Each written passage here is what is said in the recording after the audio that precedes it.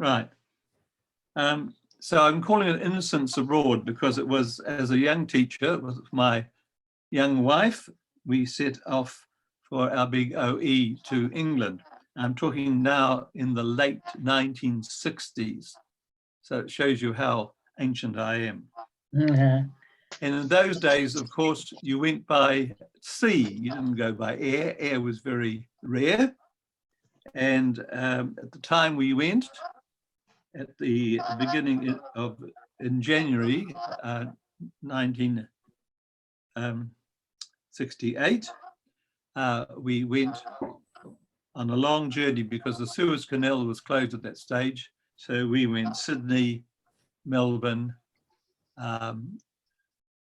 Fremantle, Cape Town, up the coast to the Canary Islands, Portugal, and then finally Southampton.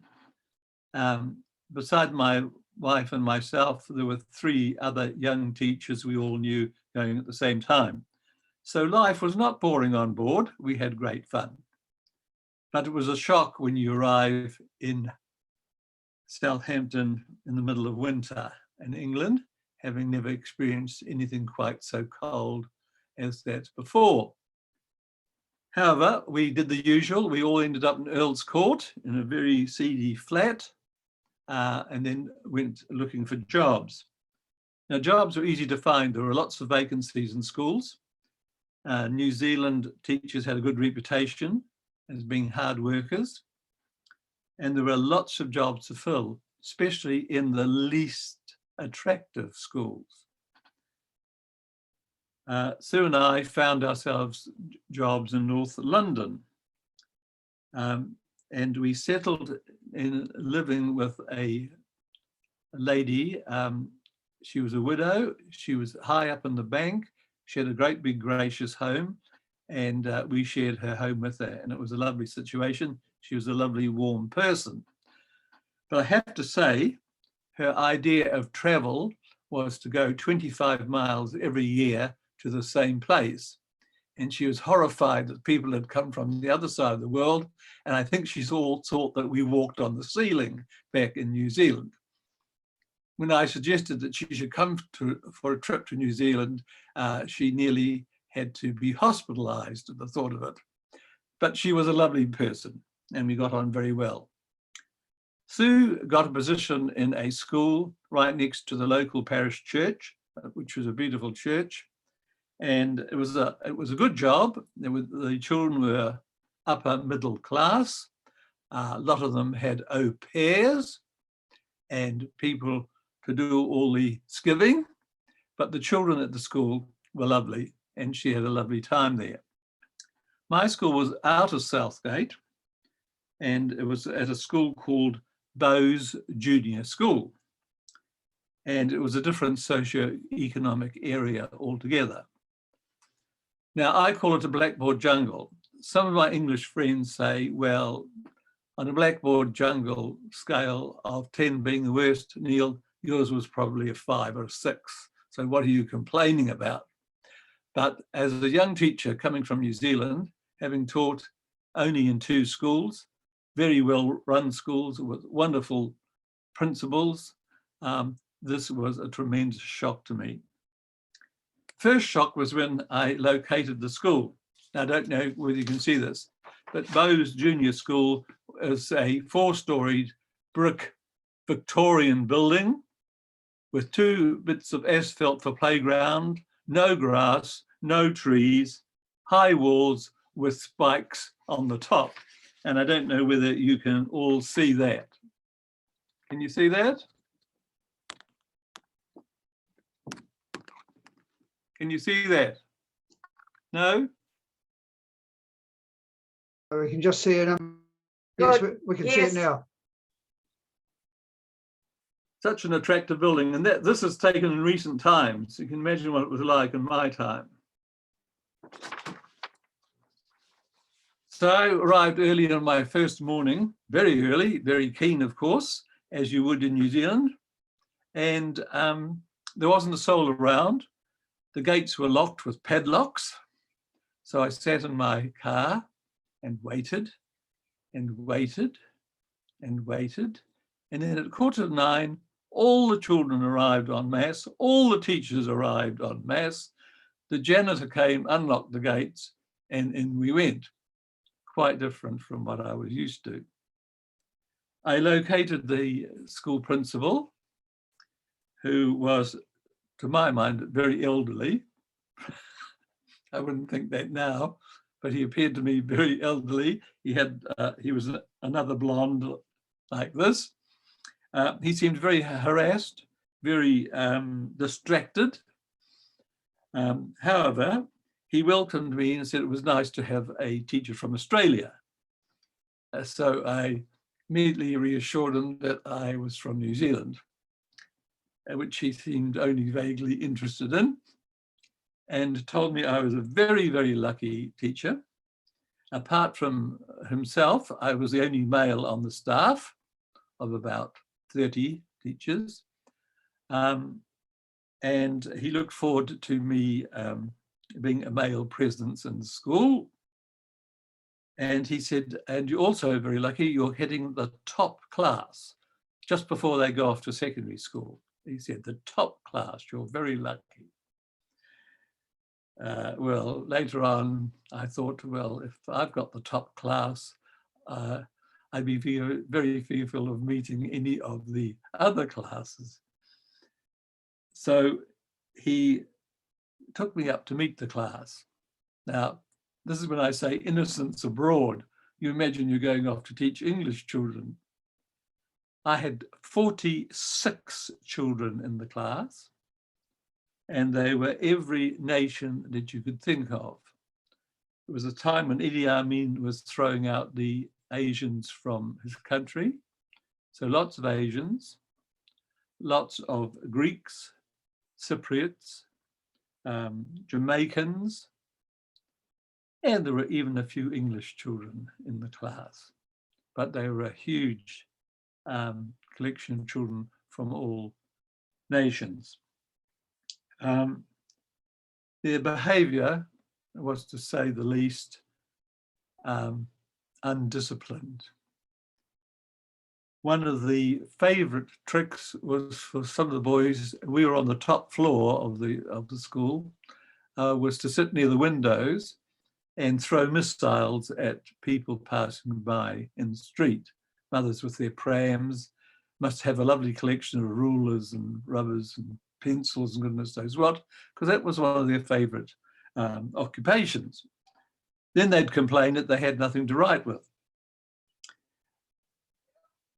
I found that the best way I could get control of this class, the piano was just outside in the hall, and I used to push it into the class and start playing. And anything that I played, they would sing. Hymns, pop songs, musicals, anything. They were extremely musical children. Some of them would sit on the piano, they'd all sit around, and away we go, and we'd have a good sing-song session. And that was a time that they were focused and listened to me and did as they were told. Not long after I'd been there, the headmaster pulled me aside and said, I know you're keen on music, but I think you're doing too much. And I didn't say, well, that's the only time that I ever get any chance of order in the classroom. However, away we went. I remember calling the roll the first day, and lots of children didn't answer. And I had to say their name again and again. And finally, a boy looked up and he said, you've got a funny accent. And I said, well, my accent, yes, is probably funny to you, and yours is just as funny to me. So let's all speak very clearly. So from then on, they were often taking the mickey out of me and answering in a very ponderous manner. It was great fun from that point of view. Playground duties. I expected to do playground duties. Oh no, said the principal. We hire pensioners and they come in and do the playground duty. So I observed this one day, and in the boys' playground, by the way, one of the playgrounds was for the girls and one of the playgrounds was for the boys, and look out if you went into the wrong playground. That was quite a major incident in school. And in the boys' playground, there was one delightful elderly pensioner who did duty, and she always carried an umbrella. And I wondered why.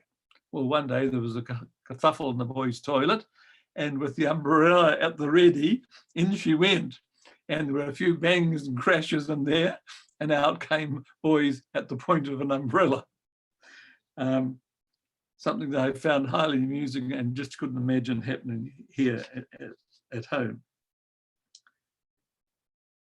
Because Sue and I were on very low pay, the head informed me that if I did lunchtime duties, I could get a free lunch.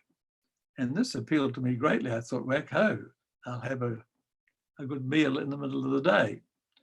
Now, the school took 2 hours to feed all the children. So the school finished at 4 o'clock in the afternoon, and lunch started at 12 o'clock for one lot of the classes, and then at 1 o'clock for another. So I went down for my first lunch duty. Well, I realized right from the beginning I'd made a terrible mistake. For one thing, the lunches were appalling. A lunch could often consist of a grey sort of gravy with a bit of gristle in it, mashed potato that had a thick skin on it, and roly-poly spotted dick with thick glutinous custard as the pudding. None of the children ate much of it. Most of the time they used it as bullets to fire from forks around. We had food all over the place. Kids pushed each other's plates of food off the table. There were messes everywhere. So after a week, I thought I'd rather starve, I think, than have to go through this lunch duty. So I withdrew from doing that.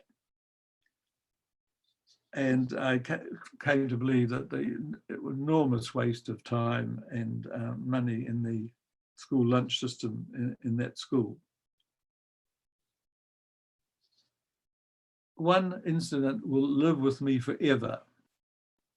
The head told me one day, he said, you're to take your class and 2 other classes down to the sports field for sport once a week for 2 hours. Well, that meant to my mind, there was at least 60 boys, if not more. I had no idea where the sports ground was, but the boys told me where it was. And so we set off with some sports equipment for the first time. Now, I imagined I'd line these boys up in 2 orderly lines, and we'd walk down. We had to walk down to the North Circular Road, cross the North Circular Road to the park where we played. Well, I must have forgotten about the 2 lines. Excuse me just a moment, please.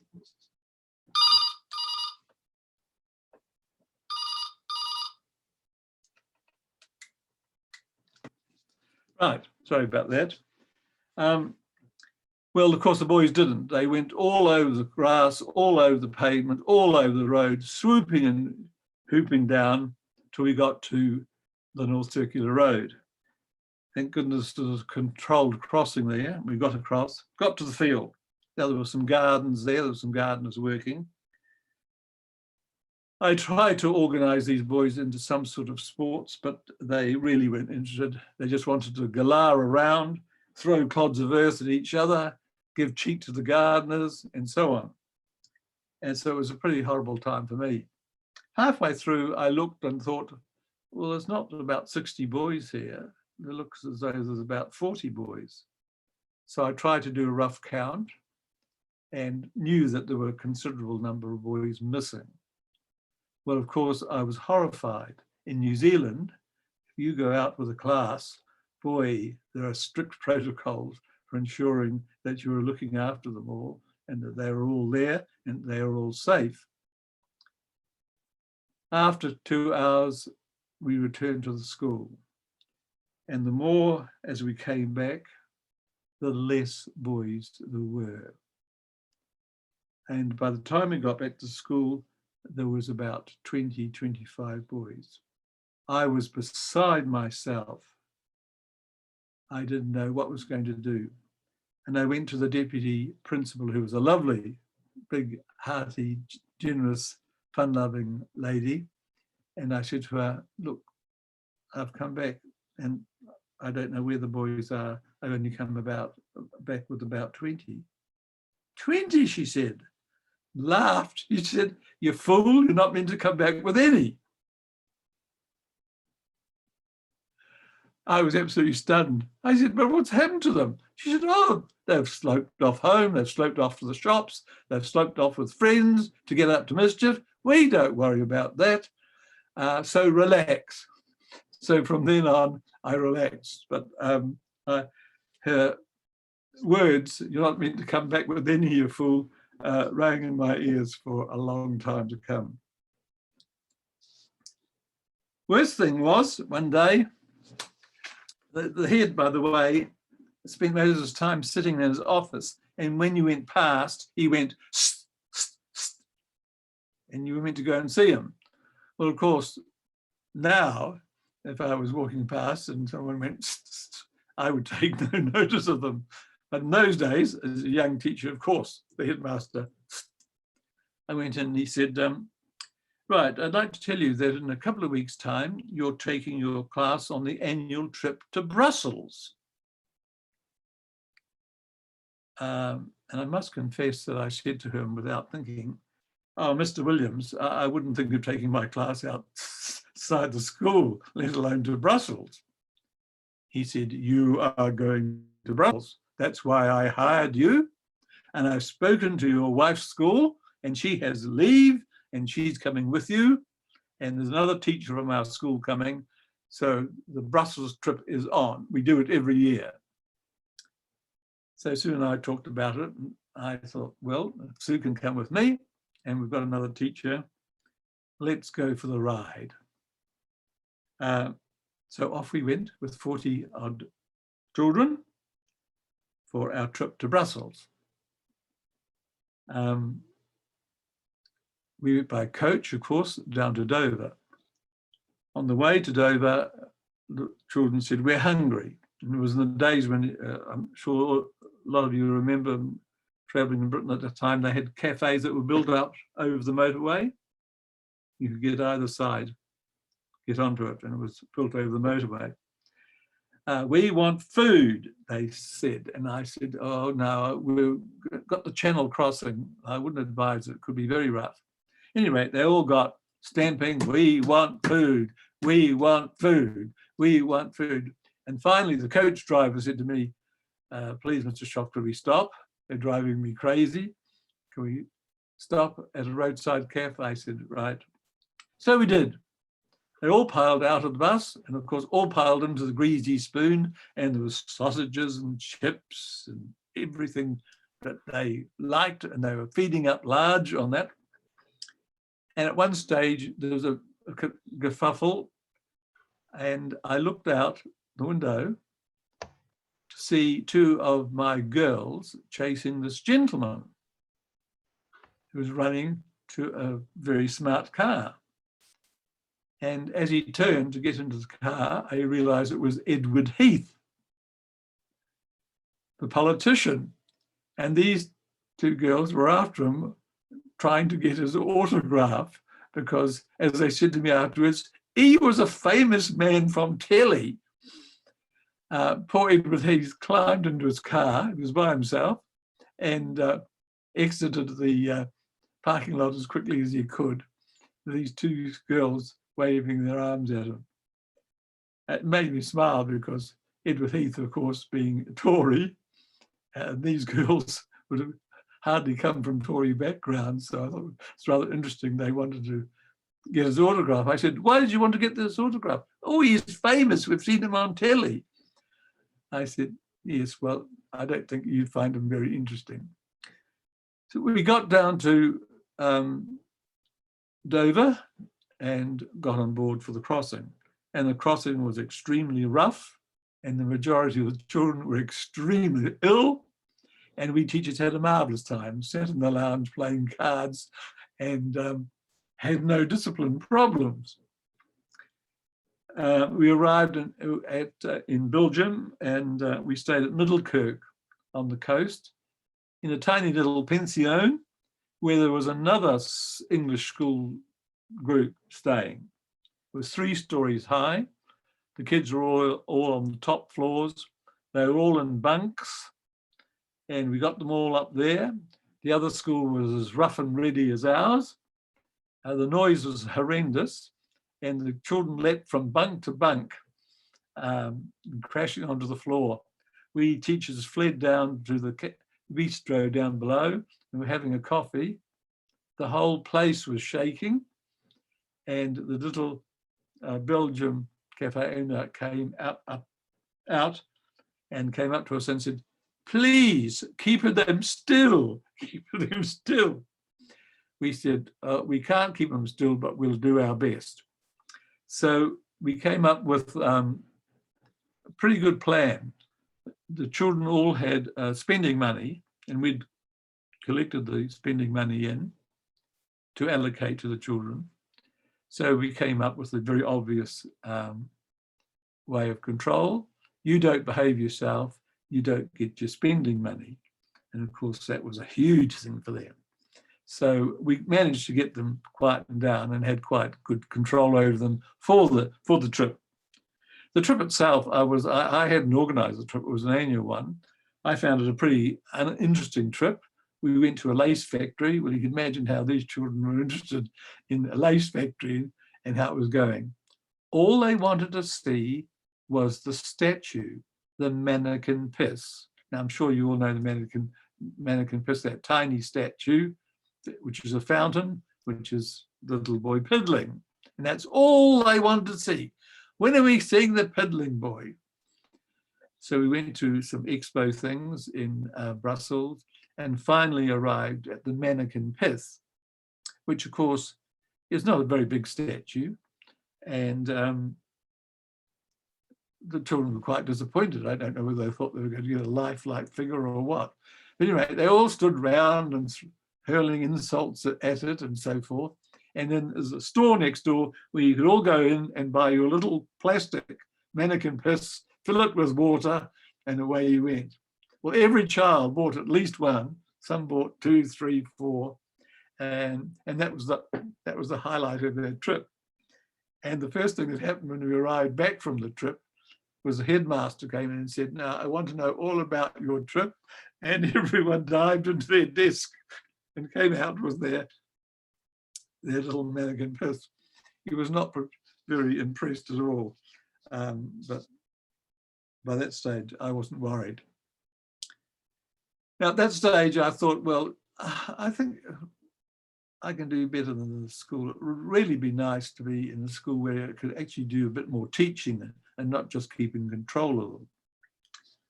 So I applied for a job at a boys' prep school out in the country down in Sussex. It was a school mainly for boys whose fathers or mothers were diplomats and out of the country. So I applied, and we got an invitation from the headmaster to come and meet and discuss it. And he invited us, first of all, for a sherry in the headmaster's residence, and then to have lunch with the boys. So down soon I went and met him and his wife, and they were delightful. We had a lovely sherry. And then he said, "Come and have lunch." Right. I couldn't help comparing the lunch situation with the one at my present school. Here were well-behaved boys sitting at long tables in the refectory. The headmaster came in with his guests. All the boys stood up. We went to the top table. He introduced us. We sat down. One of the boys got up and said grace in Latin. And then the headmaster gave the sign that they could start their lunch. We had a very pleasant lunch. And then they all stood up and we left. And I couldn't help saying to Sue on the way out, well, that's not quite the lunch experience I've been having. when we got back to school a few days later, the head wrote to me and offered me the position. But amongst the conditions, he pointed out that it was a live-in job. It was a 7-day-a-week job. It was a boarding school. It didn't close. We would have one weekend in 4 free, and that he wanted me to sign up for a minimum of 3 years. Well, Sue and I talked about this and thought, we've come to England to see the place. Are we going to tie ourselves up with that limitation? And also, there was no guarantee that, we could say, yes, we are prepared to commit for 3 years. So reluctantly, we said no to the position, which was just as well, because 3 months later, we decided with 2 other friends that it was time to go off on our European, around the continent trip, which we did in a very cheap £150 converted van. But that's another story. But the other things that made me think about the school is my classroom looked out on the secondary modern where the children would be going the following year. And, the kids came out of school and they didn't even wait to get out of the school grounds before they lit up their cigarettes. And I thought to myself, what sort of environment are these kids going into? They had a school uniform. I don't know why the school had a school uniform with a white shirt. Well, you can imagine most of the children wore grey shirts, some of them nearly black. They were not well looked after or cared for children. And yet, basically, there were some very, very talented children. There was a young teacher in the school and she was responsible for putting on a show. So she came to me and she said, can you help me put on a little operetta or something? So we worked together and we did. And during that time, with individual children, there were some extremely talented and able children. We put on the show. I thought it was pretty ho-hum, but the parents came and absolutely loved it. And it left me sad to think that, with the right environment and the right people managing the school, it could be different. Another thing that will live with me forever was school assemblies. Now, the head said to me, we have assemblies every week, he said, and we start with a prayer and a biblical reading. He said, now, I'm an atheist myself. I don't believe in any of this rubbish, but I have to do it because it's the law of the land. So he always did this. Well, one day he was halfway through the reciting, we were all reciting the Lord's Prayer. He stopped halfway through, got off the stage, went down, smacked this girl around the legs, went back onto the stage and continued where he had left off. And I stood there and said to myself, that didn't happen. And I turned to the teacher next to me and I said, did that happen? She said, what? I said, I'm doing that. She said, oh, yes. She said, that often happens. I just found that incredible. At any rate, I went to the head and told him that I would be resigning. And he said, well, thank you for what you did. And we look forward to having more Australian teachers. And that was my farewell to the school. I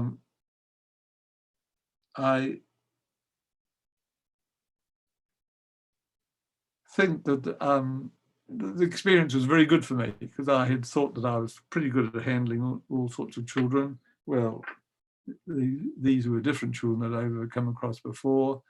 And it was a good lesson for me that some teachers have very, very difficult jobs indeed. And it also made me wary of getting myself into schools like that, where it was a constant battle to try and help the children coming from environments where obviously there was not much care or love. But the staff were very good. They were all united in the effort of trying to run the place.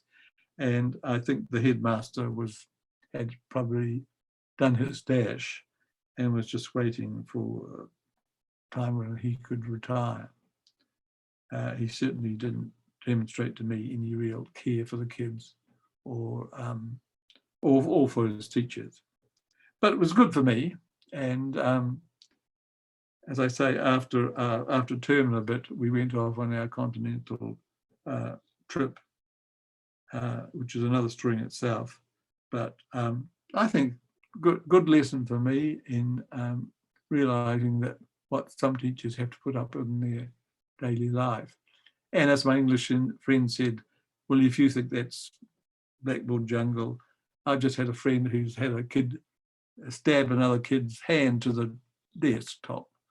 So you haven't had anything like that. I certainly hadn't. But to me, it was a shock for my system, and it was my blackboard jungle. And there we are. Hope you're all still awake. Any questions or comments?